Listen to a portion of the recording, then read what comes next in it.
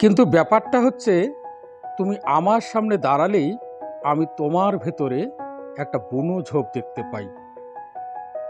ওই ঝোপে একটা মৃতদেহ ঢাকা দেওয়া আছে, অনেক দিন ধরে আছে। কিন্তু আশ্চর্য যে এই মৃতদেহ জল, বাতাস, রৌদ্র ও সকল প্রকার কীট বীজাণুকে প্রতিরোধ করতে পারে। এর পচন নেই, বন্যপ্রাণীরাও এর কাছে ঘেঁষে না। রাতে আলো বেরোয় এর গা থেকে। আমি জানি মৃতদেহটা আমার। কিন্তু ব্যাপারটা হচ্ছে, এই জাড়ি জুড়ি এবার ফাঁস হওয়া প্রয়োজন। আর তা হবেও। যেদিন 4 পায়ে গুড়ি মেরে গিয়ে পা কামড়ে ধরে ওটাকে ঝোপ থেকে টেনে বার করবো আমি।